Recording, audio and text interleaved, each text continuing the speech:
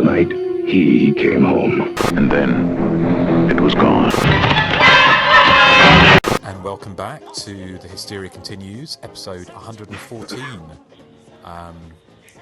Is that someone coughing in the background? That was me coughing. I was trying to do it as far away from the microphone as possible, but obviously not far enough. Oh, I'm sorry to call you out on that, Erik, but this is a professional show. Yeah, well, I have a cold. If I was professional, I would have just stayed in bed and got my substitute in, Terry Wogan or something. Oh, really? Is Terry on? You've got him in yeah, the rear? He's my backup. Okay.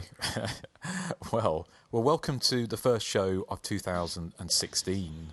And what better way to celebrate a new year by going back to 1978 and the height of disco, New York, Studio 54, and psychic murders and all sorts of things like that. So anyway, we are covering, as you probably know by now, The Eyes of Laura Mars, which is another listener pick, and that was chosen by...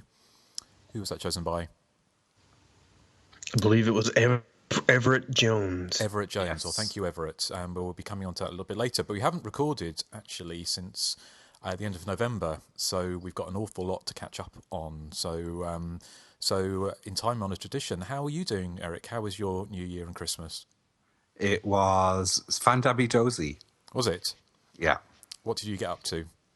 I got very drunk at my Christmas party at work. You always do that. Did someone arrange? I think I twerked practically everyone in my office.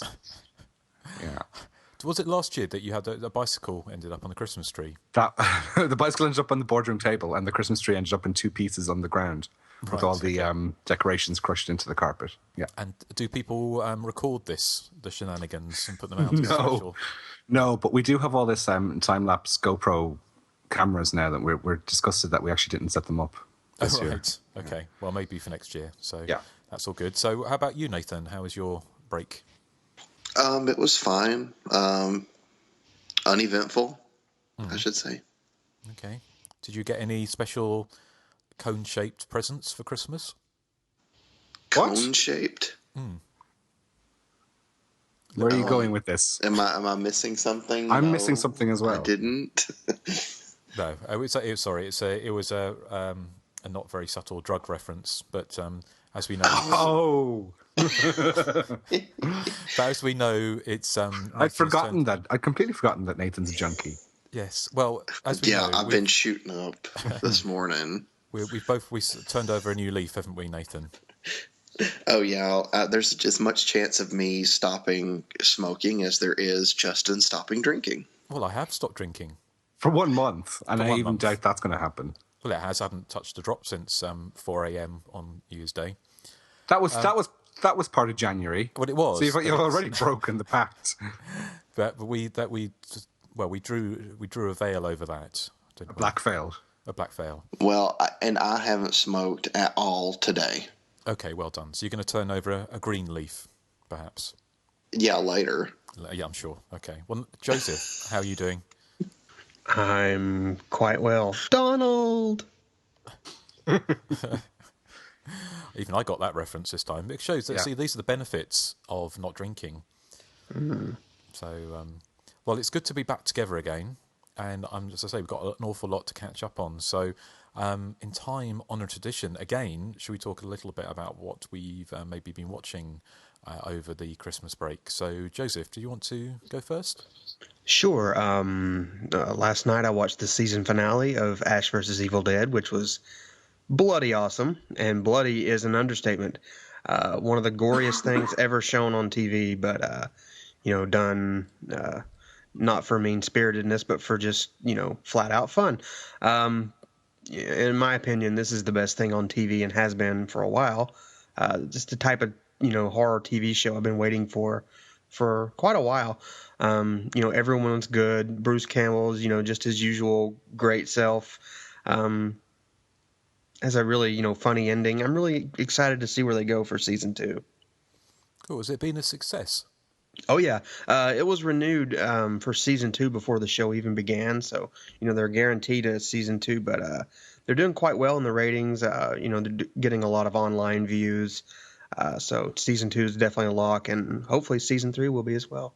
I never quite understand how they do that. They did that with Scream, didn't they? And they renewed it before it aired. How do they? Yeah, well, normally, like 10 or 15 years ago before the internet, they rely on, just ratings alone. But, these days, so much stuff is done through streaming and, word of mouth and buzz and all that stuff that, they pretty much, I guess they kind of, they figure out their budget and how much, ad revenue they're getting from advertisements online. And, I guess they figure out, statistics that way just to determine a second season. And this one earned it before it even began, so that's good news for me.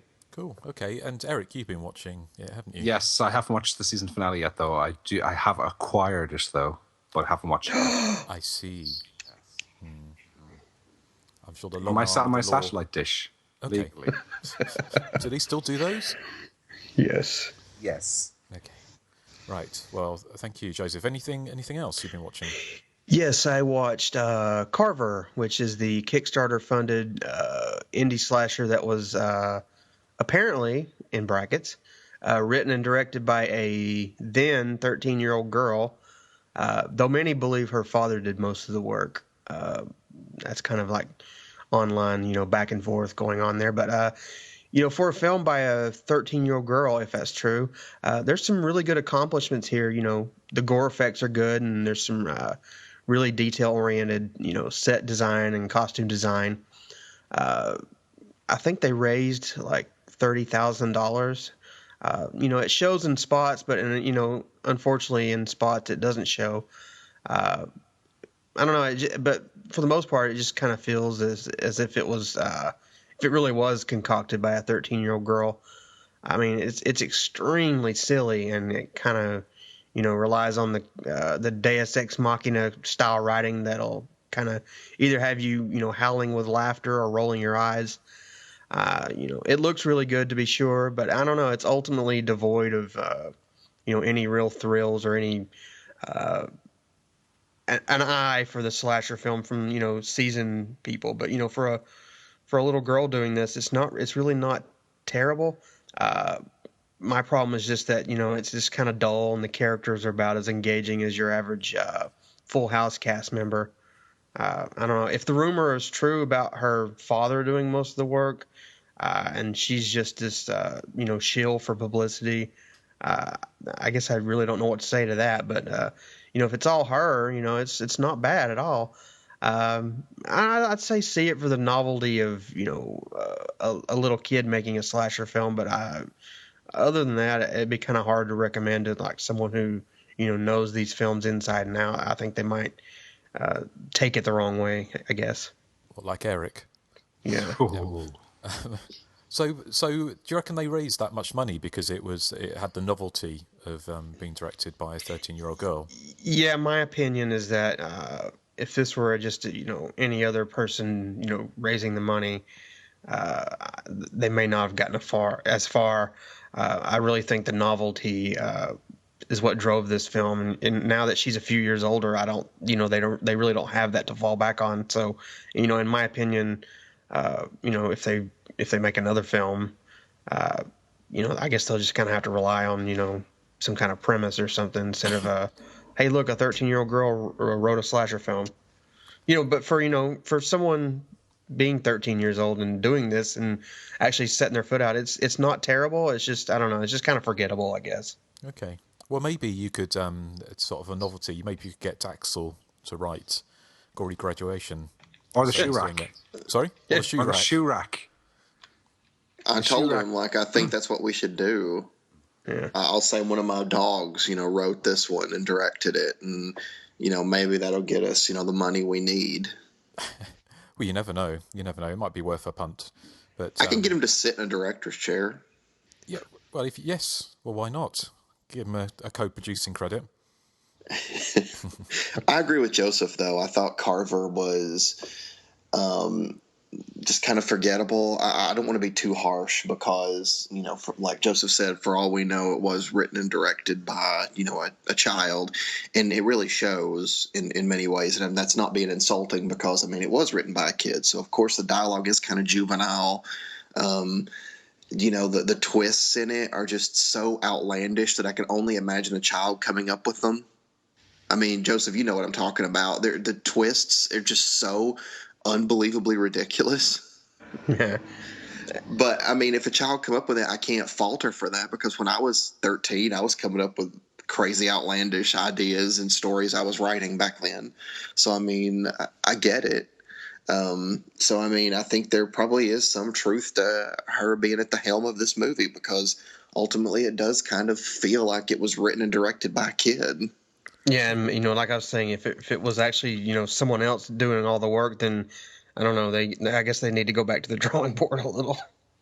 Because there was the film House, the Japanese film from the late 70s. Yes. Because Yes. that was not written and directed, but it was based on the story, wasn't it? I think by the director's daughter. Yeah. Which is why it was so insane as well. And it had, It's pretty darn insane. See, and I feel like the director, the dad, there probably sometimes that it might not have hurt for him to step in and change some things that probably would have made the movie better. But I mean, Well, according to the credits, he was the AD and he co-wrote the script, so he may have some influence over the film. Cool. Well, at least it's got us talking anyway. So that's I mean, it's really not terrible. I mean, it's worth a one-time watch for the novelty, but story wise and writing wise, it's just kind of I don't know, just forgettable, I guess. cool. Okay. Well, thank you, Joseph. Anything else? No, actually, I've been so busy with work and battling the Great Flood of 2015 that I don't know, just haven't watched a lot of horror films. Did you have a big flood? Yes, the weather here is not to get into the weather, but it's been very strange. Christmas, it was like almost 80 degrees, and it rained and rained, and we had like basically flooding in a lot of areas. Roads were destroyed. I think a few people died. So it's crazy. it was pretty crazy. Yeah. Well, we had that here actually. Well, not down Yes. where I am, but in the north of England, there was like kind of the most rainfall ever in one day or 1 week or whatever. So, massive floods, and it's all been a bit grim. But I guess that's the future for you, isn't it? And now it's bitter cold outside, so that's the weather for you. If you don't like how it is, just wait 5 minutes. Fair enough. Okay, well, thank you, Joseph. And Nathan, how about you? What else have you been watching? I saw Krampus, or Krampus, because Grant always says I'm saying it wrong. So, I really, really liked it. Although I will say that it didn't quite live up to my expectations, even though I still really enjoyed it. The little there's like these little gingerbread men that I guess are killers, and I thought that was just a little bit too silly when they were especially when they were after David Ketchner. It just come across like really silly to me, more than anything. And that might have been their intention, but it just didn't quite click for me. Although I did love Krampus himself, and there's a great scene earlier on where the daughter of the family sees him on top of a roof while she's out walking to her boyfriend's house, and as she like tries to run away, he's like jumping from roof to roof alongside her, and I thought that was really, really well done. And I really love that part, and it's got a great cast. The cast all does a fantastic job. Ultimately, I'd probably give it maybe like a 6.5 out of 10, because it's definitely well worth watching. But like I said, it just didn't quite live up to everything I expected just based on the trailer. Still really good though. Okay, I didn't see it in the end. It kept on meaning to go and watch it at the cinema, but it never quite happened. Does anyone else catch it? No. No, my understanding is that a lot of people expected a straight horror film, and it's more like a Gremlin style fiasco. I heard it's good. It feels kind of like a fairy tale. Yeah, it's almost because it's kind of a moral to it. Yeah, it's almost like family friendly horror film, which is not a bad thing, but And for you guys, and for me that love slasher movies, I think you'll like it because it definitely does the whole one by one they're killed like one by one, and that's fun. Although I couldn't help but think it would have benefited from being rated R instead of PG-13. Oh, was it? So it was. But I suppose they do that, don't they? If they're trying to get the kids in. Yeah. Okay. All right. Well, I'll catch that one on Blu-ray perhaps at some point. Anything else, Nathan? No, really, the only other thing that I've been watching is stuff we've already discussed, like Silent Night, Deadly Night. But it's still, it was a pretty good Christmas horror movie little marathon that I had with Grant. Excellent. Okay, good to hear. Erik, how about you? Well, Santa gifted me with a couple of horror Blu-rays, starting off with Scream Factory's issue of Tales from the Crypt, Bordello of Blood, which was a film that I had, I may have mentioned this before because I saw it for the first time maybe last year or the year before, but I had avoided it for so long because negative reviews, were all that the film got. But I actually quite liked it, to be honest. Because, well, for starters, it's got Corey Feldman in it, and he's the king of the 80s. Well, apart from me and maybe Lamal and Toya. She's the queen, sorry. Hey, what movie is this? Bordello of Blood. Oh, yeah, okay. Yeah.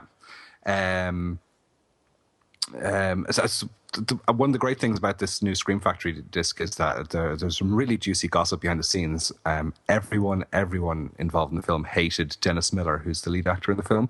Not somebody I was terribly familiar with. I think he's a stand-up comedian, is he, in the States? Quite famous for that? He's kind of a political comedian. Yeah. Well, apparently he was an absolute dickhead on the set of this movie, and he even went as far as going on the Jay Leno or the Letterman show or something to publicize the film and telling everyone not to go see it because it was a load of rubbish. And then you have Erika Eleniak, fresh off of Baywatch, who's trying to take herself a bit too seriously as an actress. Why on earth she'd want to go into Bordello of Blood to launch herself as a serious actress, I don't know. But apparently she was really snooty and all that on set. But as for the film itself, I thought it was incredibly. I'm not a great fan of vampire films, and that's what this is. But it's quite gory. It reminded me a lot of From Dusk Till Dawn. It's very silly, and in my mind, it's on a par with the other Tales from the Crypt movie, Demon Knight, which was released. What? I would definitely disagree. Okay. Well, I would. Well, Demon Knight doesn't have Corey Feldman. QED. You're right there. Okay. Anyone else have any thoughts on Bordello of Blood? I've not seen it. Okay. I saw it at the theater when it first came out, and I loved it, but I haven't seen it since. I'm afraid if I rewatch it, I won't like it as much, and my rewatch may be in order. But I really did love it when I saw it at the theater. I thought it was... I'm sorry. Go ahead. No, I was going to move on to my next film, but go ahead. Sorry. I was just going to say, from what I remember, I actually liked it. It's probably no good in retrospect, but interestingly enough, I thought Dennis Miller was the best part of the film, to be honest. Oh. So, Erik, did the cast dislike Erika Eleniak as much as Dennis Miller? No, they thought she was okay. It was just that she was a bit stuck up and she wouldn't really interact with anyone. Whereas Dennis Miller was a complete dick to people. And there's actually a behind-the-scenes story where he was being really, really mean to Corey Feldman. So Corey Feldman went to punch him and nobody intervened because everybody wanted Corey Feldman to punch Dennis Miller. Did he punch him? Yes, I think so. Oh, wow. Yeah, I hear Dennis Miller can be a dick, but I still liked his character. Yeah. Oh, and there's also like the producer does a commentary on it. Like it was plagued with problems because Erika Eleniak was supposed to play a stripper in the movie, and then 2 days before shooting, she said, "Oh no, I don't want to be a stripper. I don't want to have to take my Norks out. I want to be taken seriously as an actress." So they had to completely rewrite the film on the eve of shooting. Well, that's. I'm sorry, Erik. That's kind of interesting because she played a stripper in Under Siege, and she took her Norks out. Yeah, well, she wants to be Norkless at this stage. Yeah, she also played Ellie Mae Clampett in the Beverly Hillbillies movie. So she reached for those stars, Yes. Yeah. And as we all know, she went on to be an Oscar-winning actress in many movies subsequently. Oh, yes. Definitely. Okay, I move on to my next Blu-ray gift I got for Christmas, which is one we've all seen because it's one we've covered on the podcast. It's just been released in a lush 3-disc special edition on both sides of the Atlantic by Arrow Films. It is Blood Rage. No, I must have been viewing a cut version when we were reviewing this for the podcast because when I watched the Blu-ray, I was surprised at how gory it was. And it's also an incredible revelation to see what it looks like in high definition. They've done a great job on the film. It looks just stunning in places. As I said, it's a 3-disc edition, so you get 3 different cuts. The main cut is under the title Slasher. Then on a second disc, you have an alternate cut called Nightmare at Shadow Woods, and then there's a composite cut of the 2 movies where you sort of get everything mushed together into one version.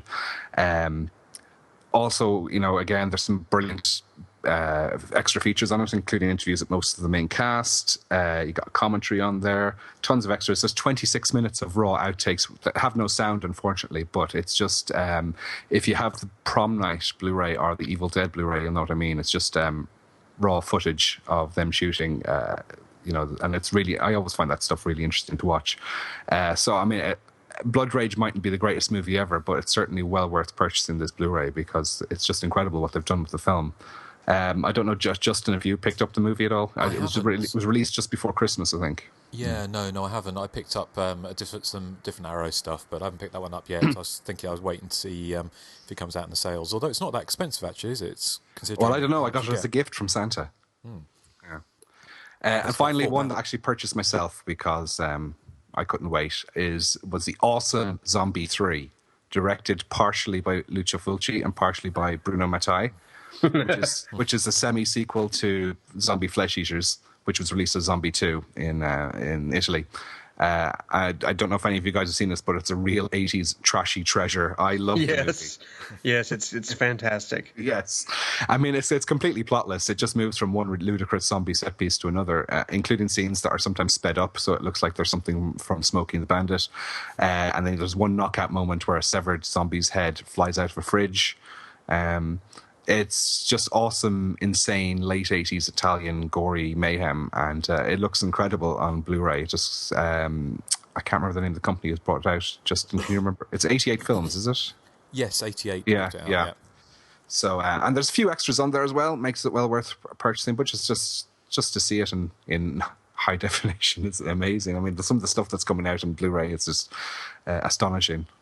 But well worth purchasing Zombie 3. Great fun. I saw it years and years and years ago on a dupe, which looked really bad. But I can remember the severed head flying out.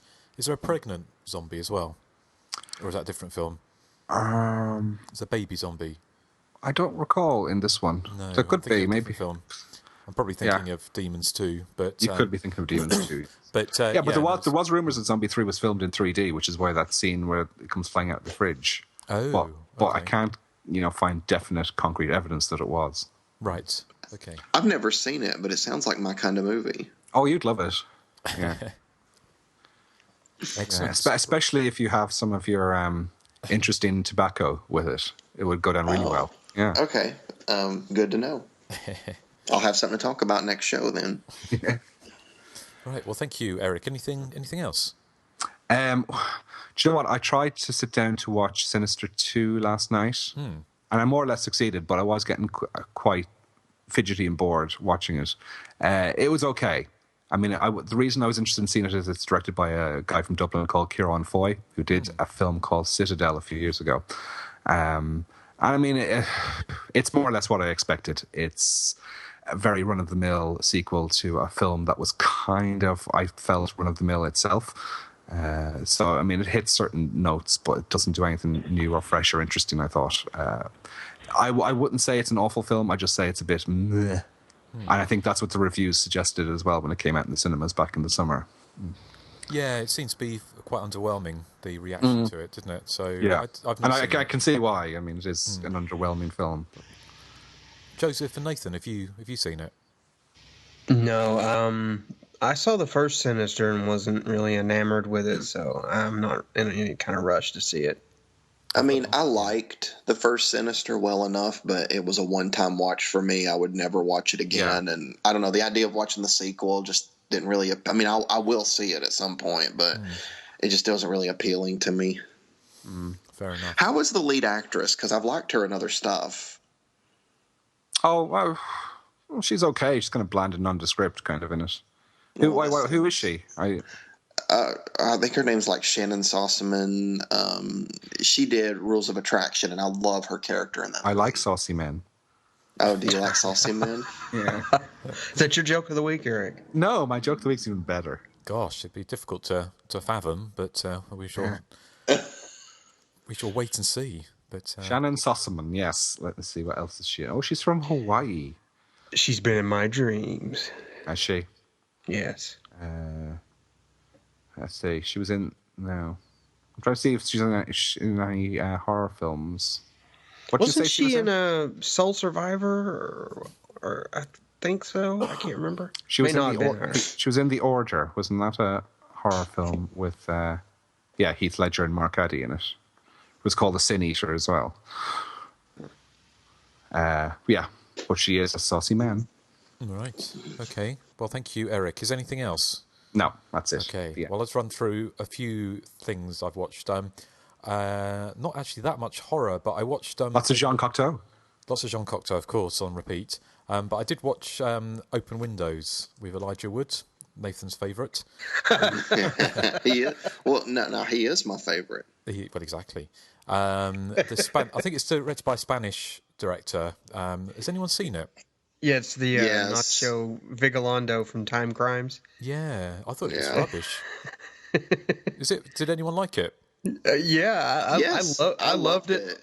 But it has the most ludicrous, not only the plot, but the actual, I guess you call it, quote unquote, the twist ending is just, you're like, come on. I think that may be my problem with it. I think if I rewatched it, I'd probably revel in the absurdities of it. But watching it from the first time out, when I thought it was going to be almost like a Brian De Palma style kind of high-tech thriller, but it goes so far beyond. I mean, Brian De Palma is kind of quite unbelievable at times, but this takes the biscuit, doesn't it? It goes, it veers off. Well, it goes into fantasy, really, doesn't it? And I think it kind of lost me at that point. I was expecting a kind of a tight thriller, and what I got was a kind of a bit of a fantasy piece. But yeah, so it kind of I think a rewatch might be in order at some point in the future, and I'll know it's meant to be a bit silly. I mean, Elijah Wood's really good in it because he's always he always invests, doesn't he, in his roles. But yeah, I wasn't a great fan. Erik, have you seen it? No, but you're selling it really well to me. Okay. When you say the words absurds and plot twists and close proximity, it always piques my interest. I think Yeah, if we this go has into it, the most just outlandish ending I've ever seen, just about in any film. And Joseph warned me in advance that how absurd it was. So I actually went into it like expecting it to be over the top and silly. So, Okay. I mean, I think if you go into it with that mindset, then you're going to enjoy it because it's so ridiculous. Right. Well, fair enough. I mean, yeah, I just went into the wrong mindset. So you know how that sometimes can affect how you watch a Yeah, movie. after watching all your Jean Cocteau and art movies, you probably exactly, expected something a bit more highbrow, were you? Well, I was expecting something a little bit more artful in the fantasy Yeah. department rather than fucking stupid. But what else have I watched? Been watching. I picked up the Arrow double Blu-ray of Lucio Fulci's Black Cat and Sergio Martino's Your Vice Is a Locked Room and Only I Have the Key. Yes. On Blu-ray, which is a kind of Christmas present to myself. I haven't seen Black Cat yet, although I saw that years ago on a very bad. Do you remember the videos when they used to have, because Lucio Fulci was very keen on zoom lens, like a lot of Italian directors, and it used to, when they didn't do pan and scan, or what they used to do is kind of because they cropped the films and cut off both sides of the image, so when you're watching on a 4:3, the camera would zoom in and all you'd see the bridge of someone's nose. Yep. And it kind of, I remember it regularly happening in Black Cat with Mimsy Farmer and Patrick, what's not Patrick Duffy, what's his name, Patrick? David Warbeck? Patrick McNee? Isn't it Patrick McNee? No, yeah, sorry, Patrick. yeah. Or Patrick, I can't remember the name now. Anyway, I'll look him up. the old guy Patrick who was in The Fiend and various other things. Yeah. But so I haven't watched that yet, but I did watch Your Vice Is the Only Room and I Have the Key, which is not one of my favourites. It's probably possibly my second least favourite Sergio Martino's giallo, but it's still worth a watch. It's obviously based on the Edgar Allan Poe's The Black Cat. I really like that one. I like it, but it's not. I don't like it as much as his other next. and the Case of Scorpion's Tail, and some of the other ones he did, Torso. They're kind of three I like the most. But I also what's the one he did, which was the other Edwidge Fenwick one set in London, which was the All the Colours of the Dark. Was another one where he tried to do something different with the giallo, which I'm a bit lukewarm on. Yeah, I'd be a bit lukewarm on that, but I do like Your Vice is a Locked Room and Only I Have the Key. Yeah, I like it. I like it well enough, but it's just not one of my favourites. But Patrick McGee, not Patrick McNee. Sorry. Okay, because he was in the Avengers, New Avengers, wasn't he? Yes, he was. But it's worth picking up. I mean, it's a beautiful presentation by Arrow, and the extras are fantastic. It's really, really good. So it's definitely worth picking up. It's quite expensive, but they're really knocking it out of the park with some of their stuff at the moment. So would you recommend purchasing it as well? Well, I've got it. I've got it in front of me actually. That's why, and it comes with a very quite thick booklet with writing about the film. I have it as well. Oh, you got it as well. What? What? What's You said it's worth picking up. I said, is it worth purchasing as well? That's my joke of the week. It's very good. It's very good. What did you think, Eric, of it? Of which one? Well, of just the whole box set. box set. Brilliant! Yeah, because I actually had the Black Cat on DVD, and it wouldn't be my favorite Fulci film, but I think it has its moments. I do like Your Vice is a Locked Room, and I never had that on any quote legitimate format. I had a DVD rip of it, or a VHS rip of it, which didn't look very good. So I was delighted to get that, and I do think it's a very strong giallo. I know it's not Martino's best, but even Martino slumming it is still a pretty decent movie. Cool. Okay. Well, and the presentation, as you say, is superb. Yeah. Fantastic. The other thing I've saw talking on the Euro bent at the moment was the documentary Eurocrime, the Italian cop and gangster films that ruled the 1970s, which are also known as the Polizioteschi films, like Live Like a Cop, Die Like a Man, and Magnum, and I think it's Magnum, and Revolver. I think it's Revolver, and those kind of films which were full of machismo Italian men. Beating each other up and doing nasty things like Ray Lovelock. Like Ray Lovelock, yes. I watched a few of those, and I found on the internet a few ones I downloaded during a free period, put it that way, on a certain site, which will remain unnamed. But I've got one which I'm not sure the name of it, but it's the Polizioteschi. These kind of films, they made hundreds of them, and there's one with Joan Collins. No way! Quite good, yeah. From 1977 or 78, just before I think she kind of became famous again, and she's in a Polizioteschi, so that should be quite funny. Let me have a look. And I watched one with Fabio Testi and David Hemmings as well, which I can't remember the name of, the other day. And David Hemmings, obviously in Deep Red, and is it Magnum Cop? It could be. No, it's the Heroin Busters. No, sorry, the Joan Collins one. Magnum Cop. Be, yes, Magnum Cop. That's the one, yeah. I think. Yeah. I haven't also watched known it as yet. Fatal Charm. Yeah. But I did watch the Heroin Busters, which was good fun. I've seen that. It's good. Yeah. So it's that. The other thing that just the last thing I'll mention, I watched on Amazon Prime, The Man in the High Castle, the new Amazon Prime sort of produced serial based on the Philip K. Dick book, which is set in 1962 in a kind of alternative reality where the Nazis and Japanese won the Second World War. So America's divided into the East Coast is Nazi run and the West Coast is Japanese run. It's really good. It's incredible. It's incredible. The way they've done everything. It looks amazing. Has anyone seen that or any interest in seeing it? No, it sounds too highbrow. I'm interested. Yeah, it's not highbrow. It's a thriller. No, it still sounds too highbrow. Is there any robots in it? No, but spaceships. No, but it's kind of alternative realities. It's kind of there's because basically the premise is that these films keep on turning up, showing the Allies winning the Second World War, and the resistance are smuggling them, and nobody knows where they come from, and the Japanese and the Nazis are trying to get hold of them, and so there's something going on which is a bit sci-fi, but you don't really know what exactly. Oh. So it's worth watching. It's worth a watch if you get Amazon Prime. I'll have to check that out. Sounds interesting. Yeah, I have Prime, so yeah, definitely watch it. And it's got Rufus Sewell in it as it's just really. Oh, right now it's all becoming clear. Sorry. What? Nothing.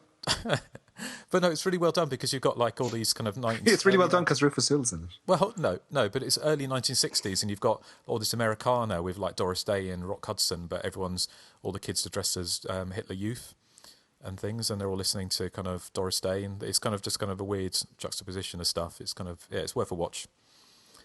But from one alternative, actually, I was gonna say, and I just now thought of this, is Wes has got me watching Once Upon a Time. Okay. I don't know if you guys have heard of that show or not, but the only thing I wanted to say about it is, and this is not a joke, it's real. In the cast, I kept seeing Alan Dale, and I'm like, is that the same Alan Dale? So I looked it up, and it is. Cool. Well, there you go. So he's actually really on the show I'm watching. Yeah, he's a holdover from ABC now since he was on Lost, so I'm sure that's why he's on the show. Excellent. Okay. Right. Well, shall we move on to the feature presentation? Laura Mars is a glamorous fashion photographer who specialises in stylised violence. Amid controversy over whether her photographs glorify violence and are demeaning to women, Laura begins seeing, in the first person through the eyes of the killer, real-time visions of the murders of her friends and colleagues. The Eyes of Laura Mars is a curious film. It kind of seems to preempt the slasher movie craze, which is possibly no great surprise, as it was written by John Carpenter as a spec script, and in fact was his first produced major studio movie. And although it features a lot of the elements that would be later seen in Halloween, and this was filmed I think in late 1977, so it properly predates it, and even though John Carpenter didn't actually have any input into this apart from the script, which apparently was completely rewritten, so much so that even the killer's identity was changed, it features a lot of things in there which would be recognisable to anyone who watched Halloween. And you know, if you ever, as we always say, ever need an example of the fact that the slasher movie didn't start with Halloween, then The Eyes of Laura Mars certainly gives plenty of credence to that. You have Point of View, you have Black Glove Killer, you have slashing, you have in fact this is kind of quite often quoted as an American giallo, and I again, as we know, John Carpenter said that he was very influenced by Dario Argento for Halloween, but I think especially for The Eyes of Laura Mars, I think it's fairly clear that he took the giallo and also some of the possibly kind of sillier or more supernatural tinged elements of some Italian films like Lucio Fulci's The Psychic, which again were films that were popular with starred American stars like I think Jennifer O'Neill was in The Psychic, and melded them for something along these lines. It's set in New York City at the height or maybe the decline of disco, because it's as if punk never happened, with Faye Dunaway probably miscast, I would say, as Laura Mars, as the fashion photographer who was films, you know, basically demeaning and violent scenes of women being murdered and beating each other up. And again, it kind of predates or preempts the kind of violence against women debate that was at the height of the early 80s. So it's an interesting movie. I think for me, it's a bit overlong. It could do with being cut down to a trim 90 minutes. Sometimes it forgets it's a thriller, and there's a little bit too much kind of soap opera or almost kind of reality type, like, you know, like 10 minutes at a birthday party, things like that, which you don't really need in this film. And it's got a very, very silly ending, which is quite entertaining. For me, it would work better as a tight thriller. It's a little bit flabby. Faye Dunaway surprisingly chose this after coming off getting an Oscar for Network. And it's a bit surprising that she chose a fairly trashy thriller to be her follow-up. And some people credit this as the downturn where her stars started to wane, although that probably really happened when she did Mommy Dearest, which was kind of the height or the nadir of her career, perhaps. But I've got more to say on this, but I'll throw it wide open to Erik. Is this your first time watching it? No, I had seen it many, many, many years ago, and I remember not thinking it was terribly good. So I was rewatching it for the first time this week in a long time. And like you, I think it's decent enough 70s cop thriller, but for me, it doesn't feel like a horror film or a giallo or a slasher movie at all. It feels like, to me, like a 70s cop thriller. I don't think the exploitation elements are there to make it feel like a horror movie. I mean, it has that supernatural angle, the psychic visions of Laura Mars, but to me, it has a similar vibe to films like like that are on the cusp of being a slasher. Things like He Knows You're Alone, When a Stranger Calls. But there's a je ne sais quoi that makes me think this is more of a crime thriller than a horror movie. I could also see the comparisons to the giallo in there. You mentioned the psychic, which is something I was thinking of as well when I was watching the film. But for me, a proper giallo has a sort of convoluted plot with a ludicrous twist ending, and this doesn't. Although this has a twist ending, it's one I could kind of see coming. I'm not the best at guessing killers' identities, but in this, what happens is most of the cast are brought forward as being as to the forefront as being so obviously the killer that it's the one in the background who's less obviously the killer that you can almost say, oh, it's obviously going to be him or her. Sorry, spoiler alert.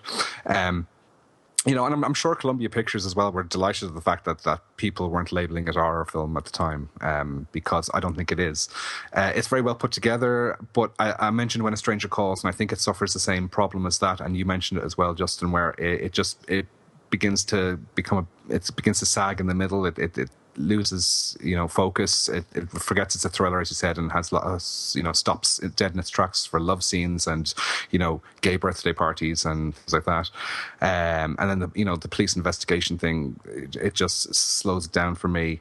It's got a good cast. Faye Dunaway, yes, possibly miscast, but I think Rene Aubergine, or whatever his name is brilliant as Donald.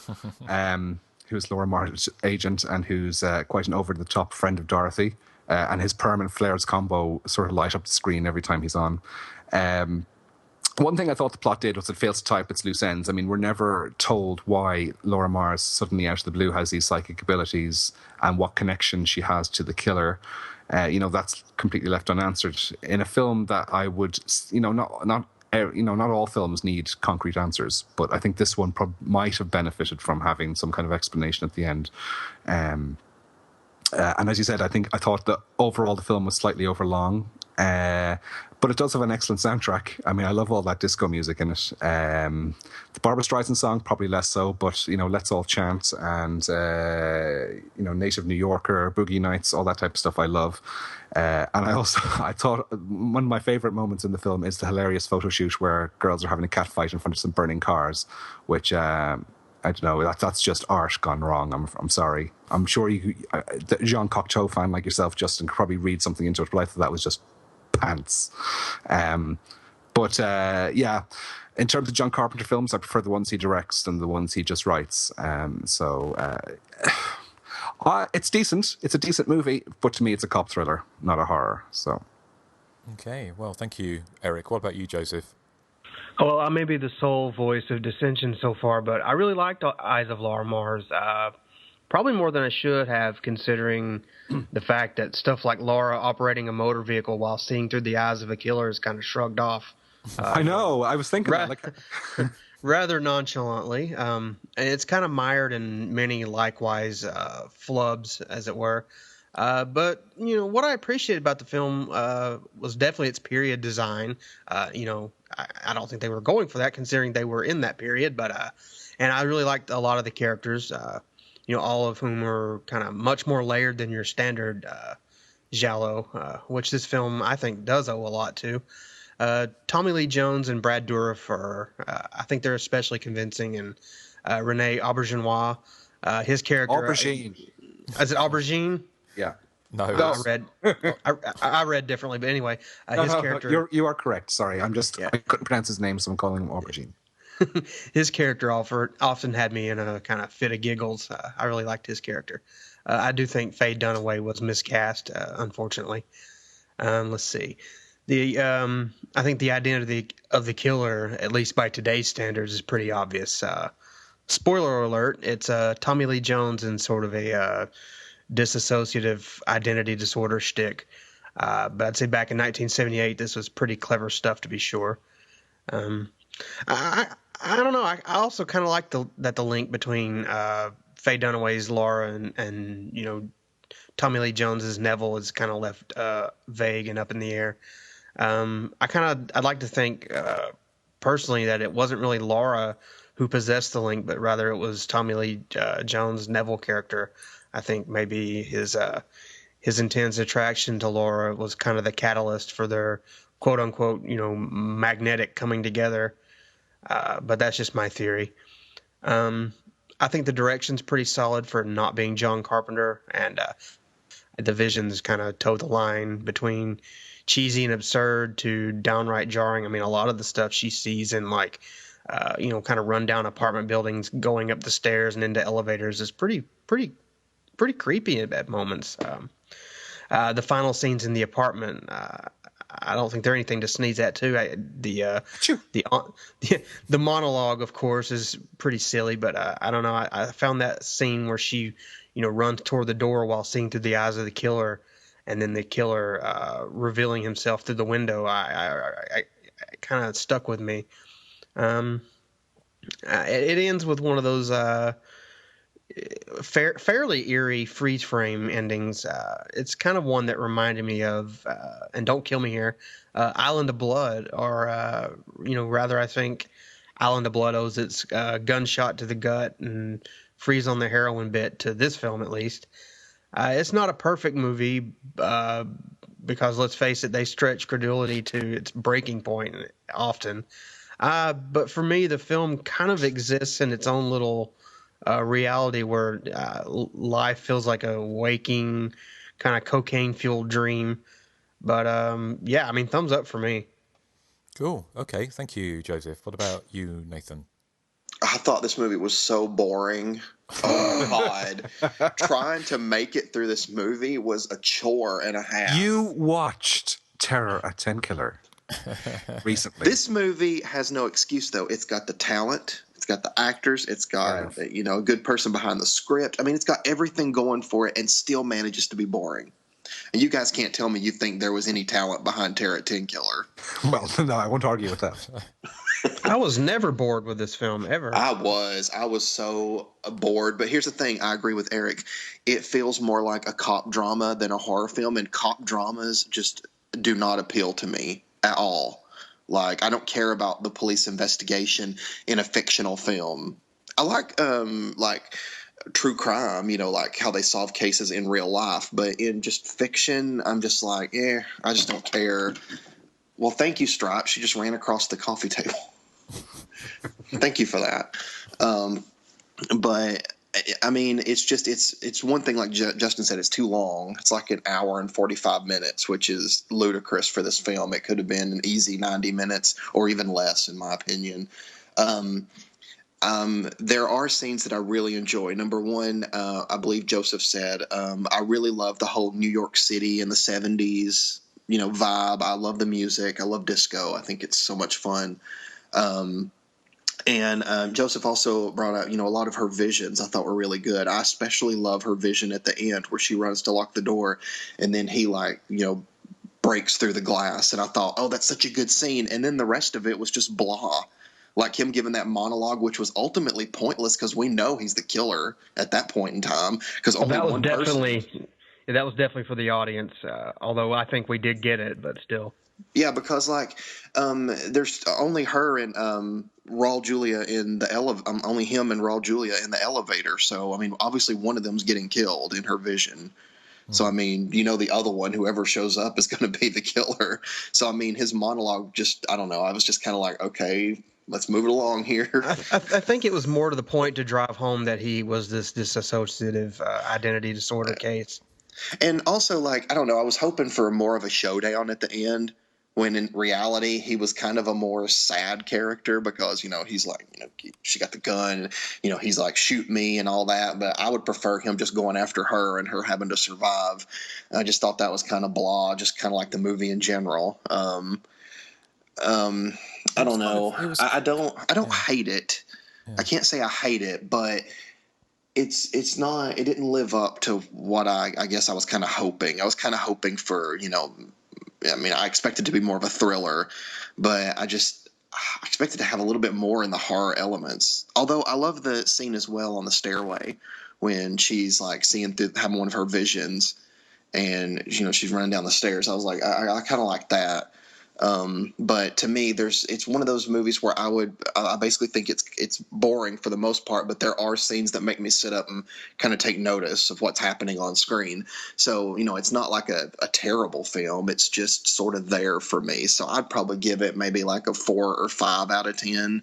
It's just kind of there, and I'll probably never watch it again unless we do another show about it. But and I will say, I think that it would have been even more entertaining if Faye Dunaway's character had been more mommy dearest in the film.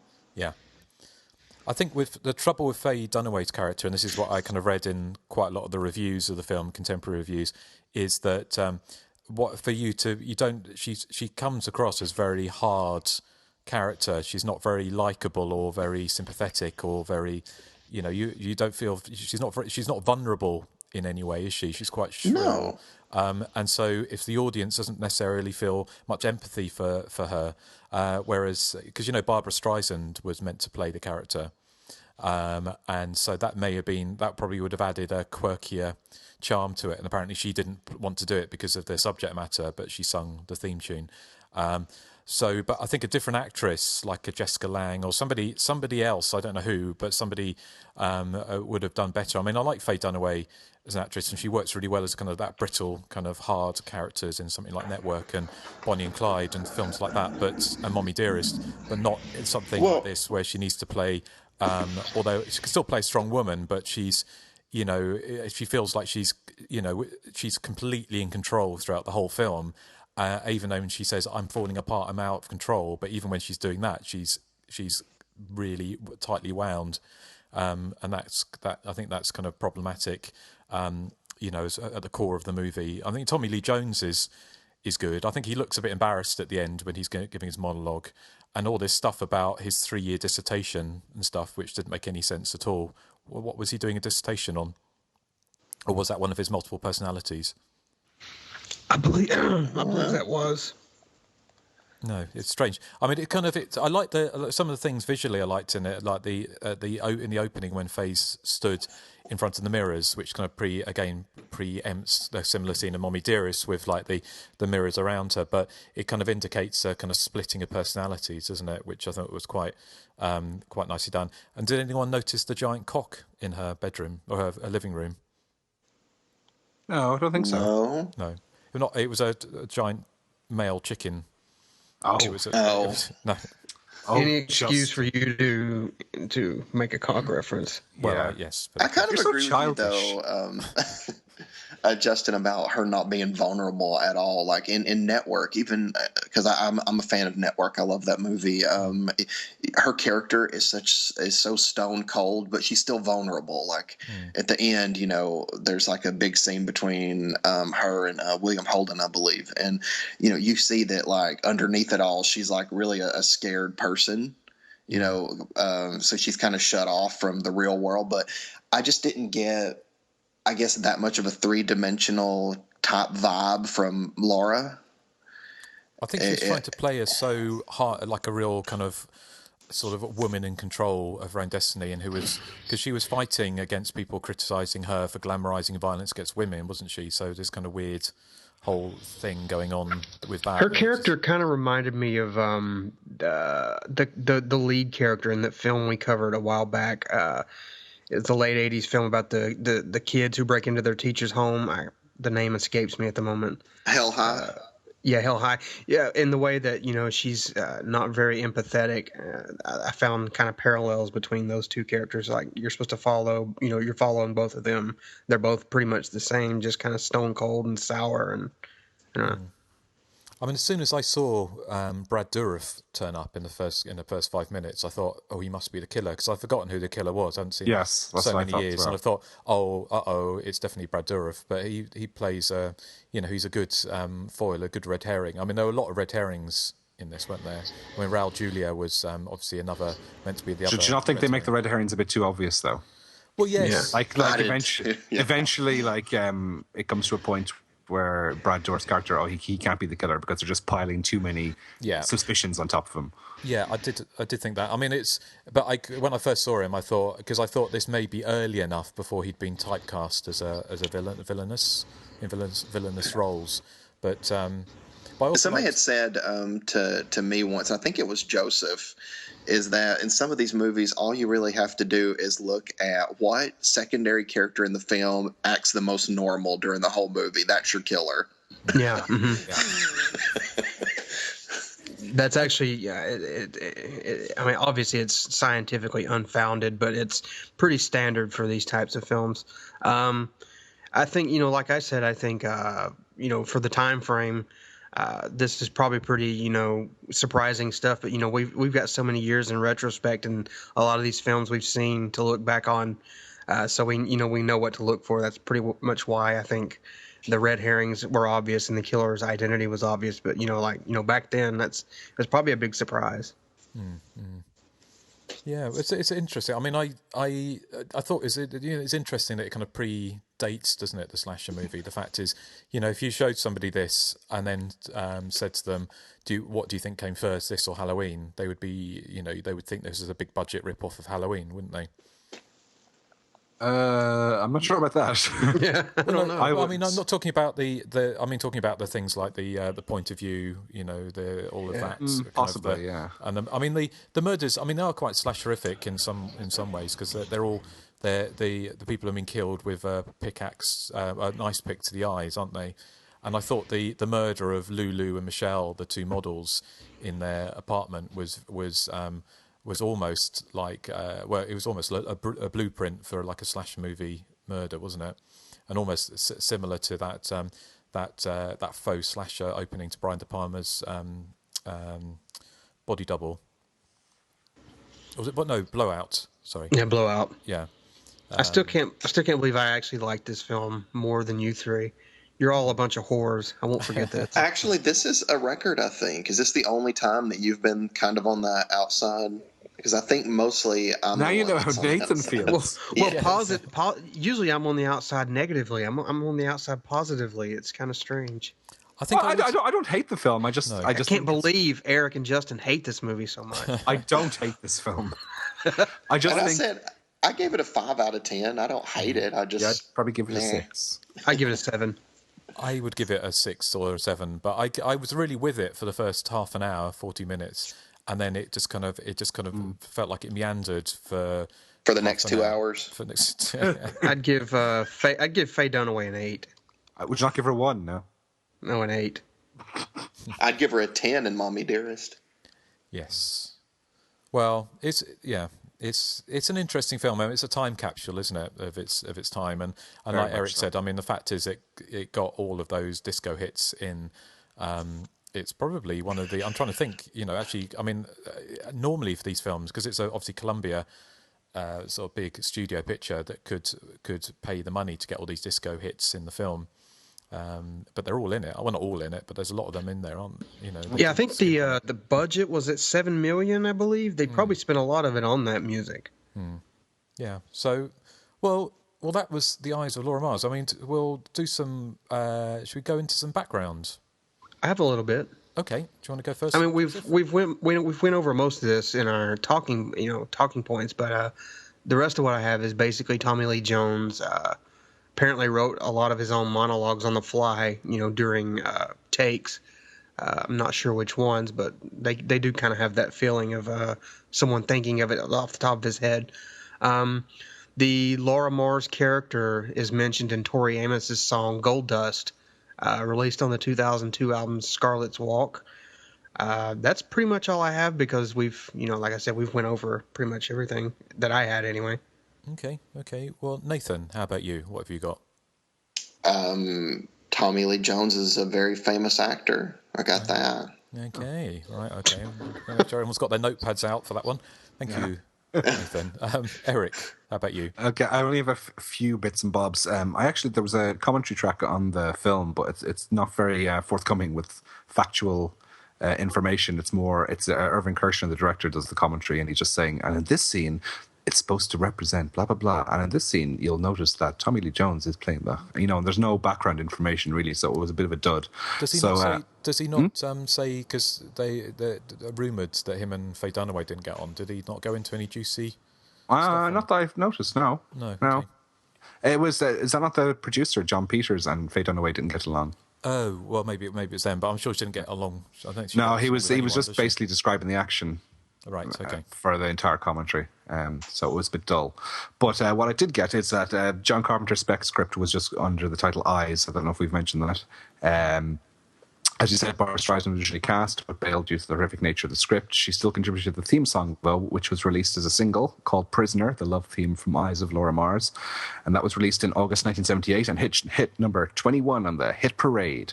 Apparently, sorry, Eric, this is the only song she's ever written for a film that she didn't star in. Oh. Yeah. There we go. Forgot about that one, so. Does she write her own songs? Well, I assume. Usually when she does a song for a film, she's starring in it, but I think this is the only movie she did that for. Irving Kershner, the director, impressed George Lucas so much with Eyes of Laura Mars that he was brought on to direct Empire Strikes Back, which was the sequel to Star Wars, and did very, very, very, very well. It was the highest grossing film of 1980. Even better than Friday the 13th and Prom Night. He also directed the pseudo-Bond film Never Say Never Again and RoboCop 2.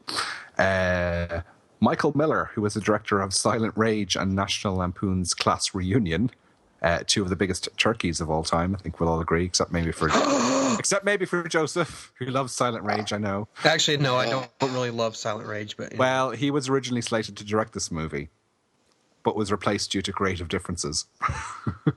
Can you imagine why he didn't want to put Chuck Norris kickboxing in there or something? He wanted to make it even more boring. Yes. It was shot for 56 days in the winter of 1977 into 1978. It was released on the 2nd of August of 1978. With a budget of $7 million, it grossed $20 million. Which does that make it a hit? I'm not quite sure. Yeah, that's in 1978. That's a colossal hit, actually. Okay, well, it did quite well then, obviously. And my only other thing is that Rene Aubergine, or Rene Eggplant, as he's known in the States, he achieved immortality nearly 20 years later as a cast member of Star Trek Deep Space Nine. But did you know that he won an Oscar for his role in Police Academy 5 Assignment Miami Beach? He was the mobster boss, and Was he? Yeah. He's like, come on. Yeah. Police Academy 5 Assignment Miami Beach. The movie 5 was Citizens on Patrol. No, that's part that's 4. Oh, the Police Academy movie is so bad they couldn't even get Steve Guttenberg to come back. Yeah, that's how bad it was. I can't believe I've lived without seeing that. But What, you haven't seen Assignment Miami Beach? No. I think I've seen the first Police Academy movie and maybe the second. Eric, did you see that Police Academy movie where they pull a prank on Sergeant Harris? Oh, yeah, it's brilliant. I love it. It's a good one.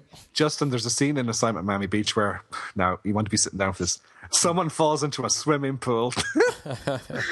With their clothes on. Oh, it so funny. sounds very sophisticated, thank you. Yeah. That's it. Sorry, that's all I have. That's okay. Well, thank you. I think we covered most of the things. The only I have a couple of tidbits is that I've talked about John Carpenter. Obviously, did the he's still on the credits, although the script apparently was changed a lot. And as I mentioned before, the killer was changed. Originally, I read, whether or not this is true or not, but I read that, and I think it may have worked better, was that Laura Mars' character was supposed to fight the killer, but she was handicapped by seeing only what he saw. So she was seeing through his eyes while she was trying to beat him off. What? That's like in Mario Kart on Nintendo Wii, where you get hit by the weapon that makes the controls reverse. Right. And you have to press right to go left and left to go right. Oh, God. It's only temporary, though. It only lasts for 20 seconds, but it is disconcerting. Thank you for that information, Eric. You're welcome.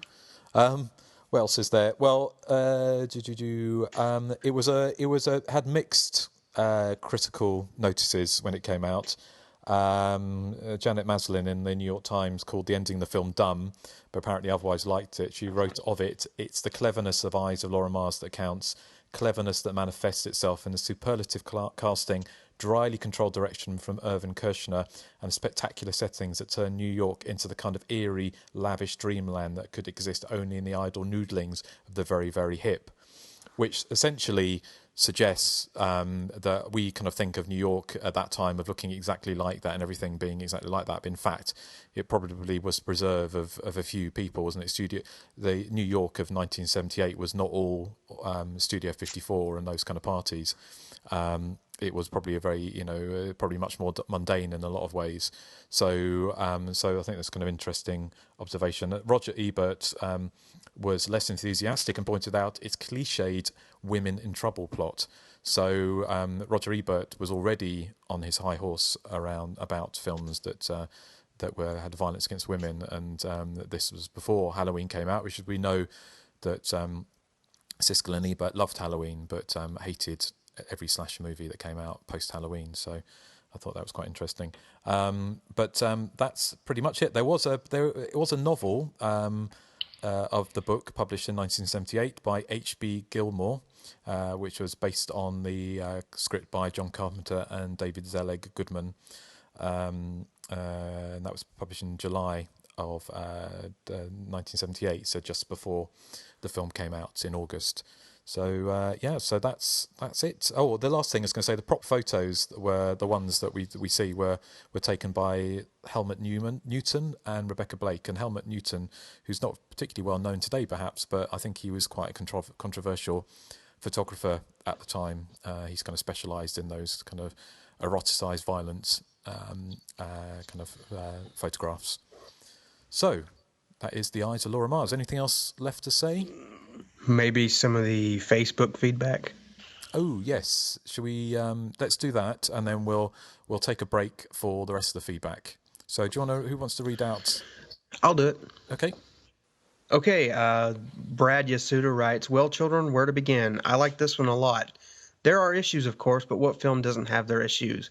The cast is very good. Highest honors, in my opinion, go to Rene Auberjonois as Donald, and most highly of all, Brad Dourif as Tommy.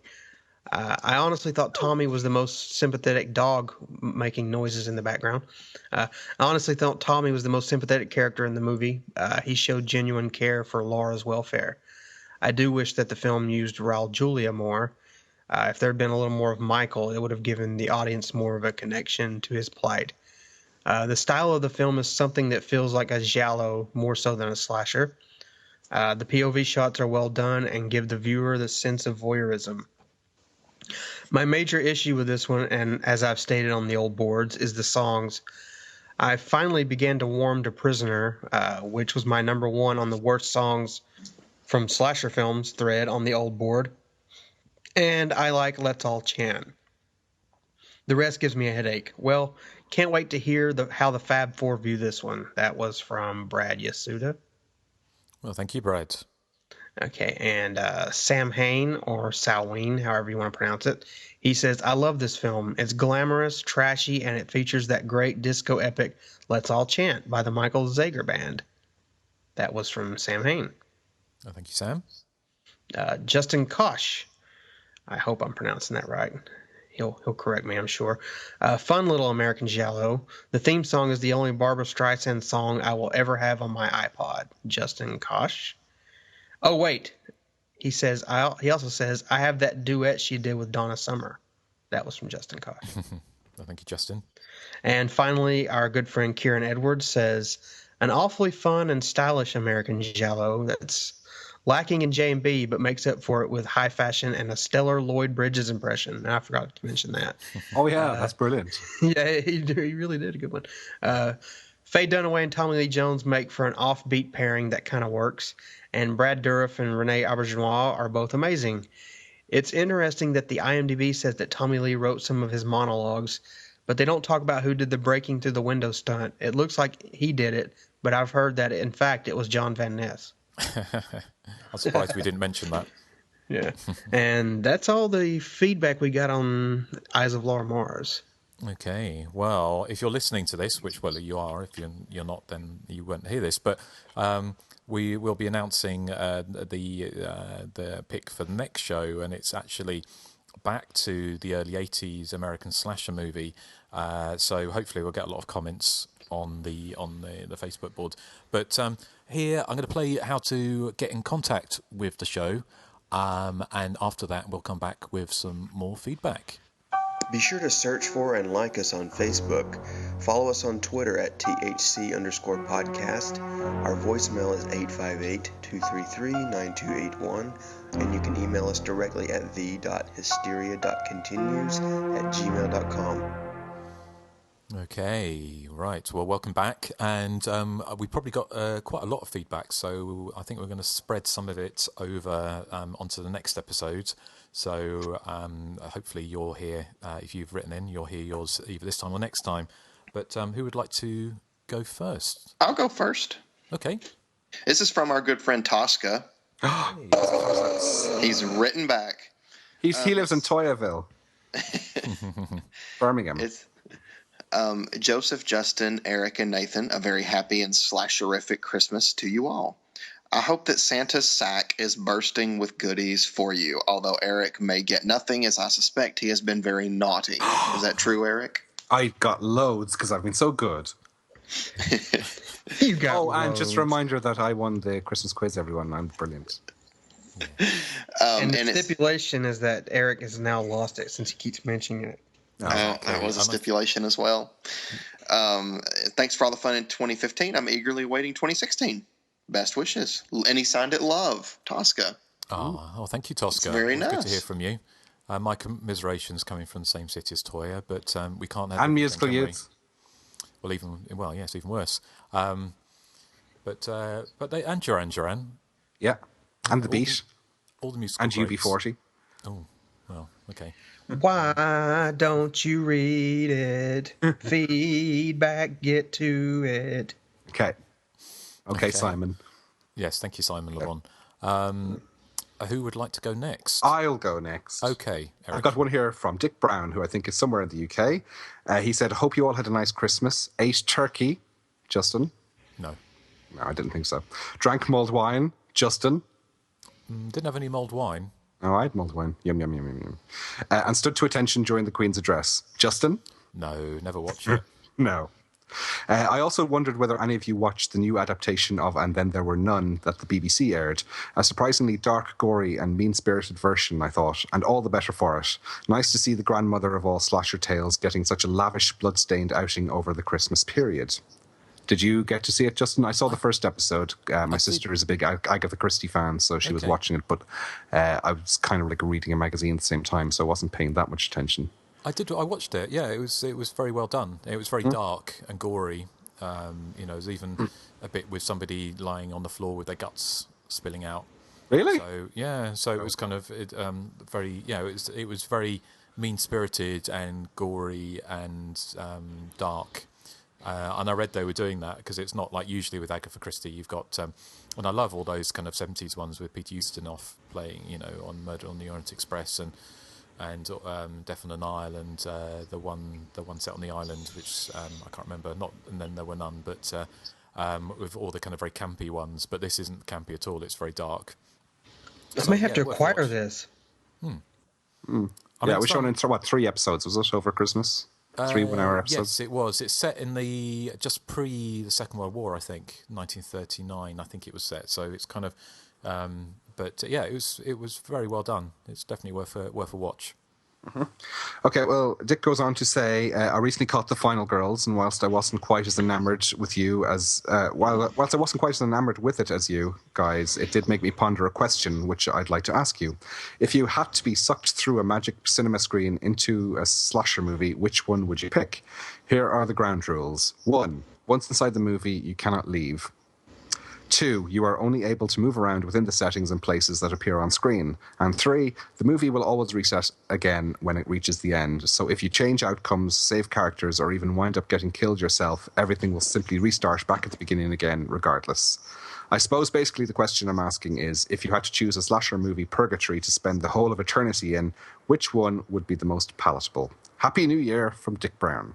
I'm going to answer that right now with April Fool's Day because that's exactly what I was going to say. I like all the characters, and 2, I'd be alive at the end. Yeah, so I'm going with that too. That's exactly what I was thinking. I was thinking of either Pieces, because me and Willard could team up and beat the killer and then fall in love and get married at the end. Or, similarly, Friday the 13th Part 3 with me and Harold.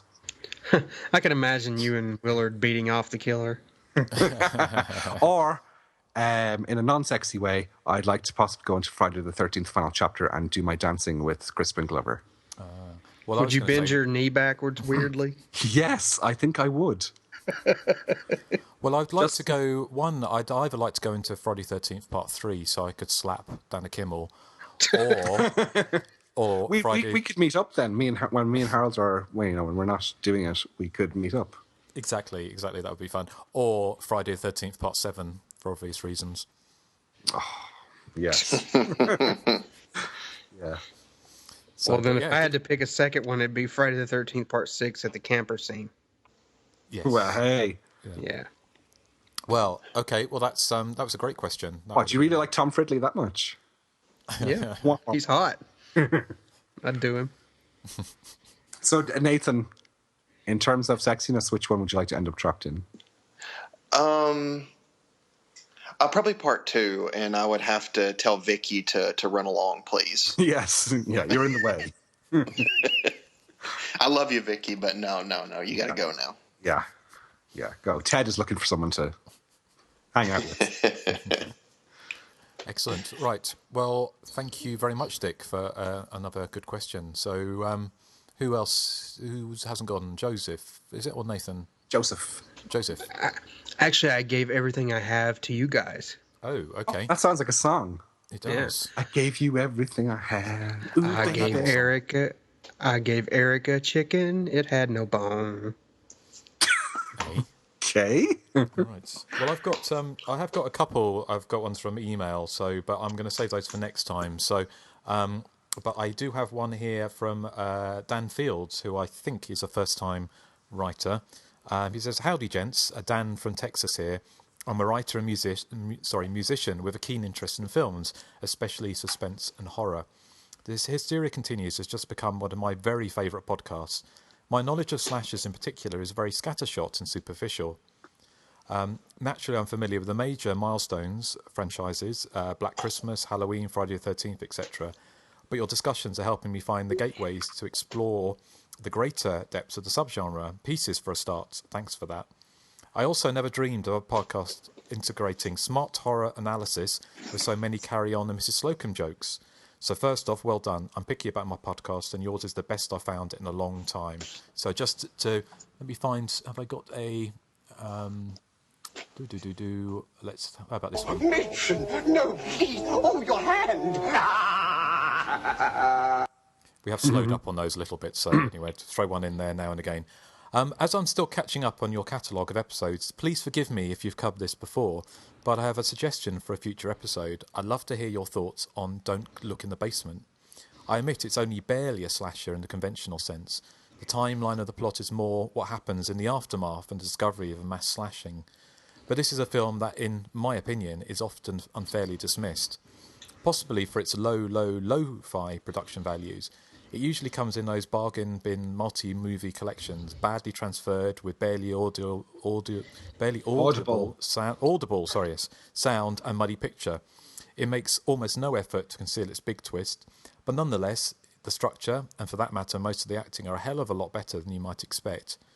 It's entertaining all the way to the end, and would be a great title for someone with the right sensibilities to remake. It's so bonkers and has such an iconic urban myth sort of premise that who cares whether the secret of the movie can be guessed immediately. I may be alone in my affection for this wee crippled stepchild of a movie, but would love to hear it discussed by people who know their stuff. So have we? I've seen that many years ago. Was it J.F. Brownrigg or something? That was his SF Brownrigg. SF Brownrigg. Sorry, yeah. I haven't seen I it saw for a long it time. many years ago. I can't really remember much about it. It's on the fabled Video Nasties list, isn't it? I think. I think so. It sounds like it's right up your alley, Nathan. Oh, I love it. I love the movie. What about you, Joseph? From what I remember, I had fun with it. It's definitely low budget and weird, but yeah, I could see us covering it.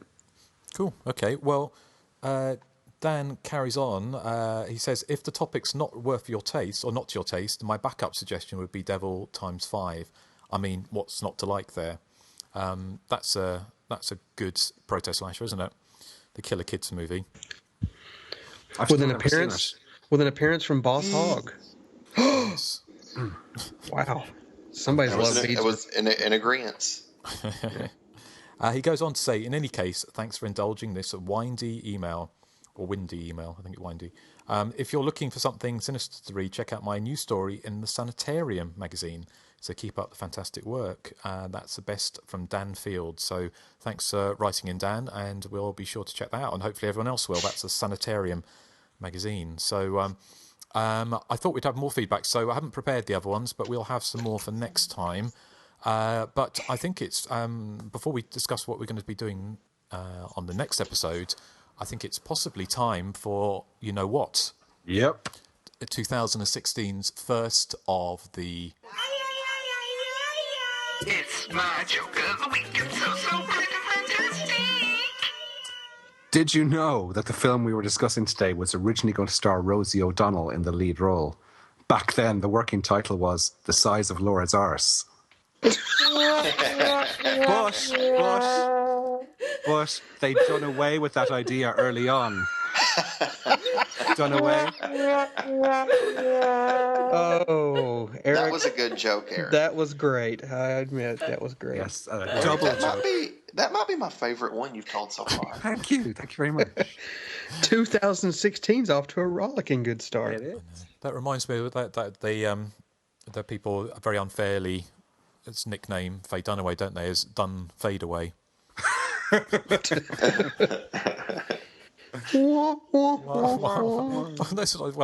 But apparently she's complete and utter whatever on set, or she was. I don't know if she still is, but probably not. So she's making anything, is she?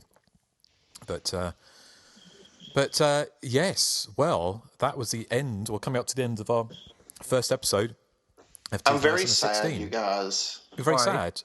I'm sad because I can't find Zombie 3 anywhere to watch. It's not on any of my apps. It's not on YouTube. Like, it's nowhere. So, It's zombie is spelled ZOMBI without an E at the end. oh, okay. Let me try that. Try that. Why do they do that? I mean, is it like? Because it's the Italian spelling, isn't it? Zombie, Yes. I think. Yes, so next week on the podcast, we're going to be discussing Martin Kiss-Rosser's famous movie, Conflaps 2. This little throwback to the last episode. Yes. What I hear like some kind of weird robot breathing or something.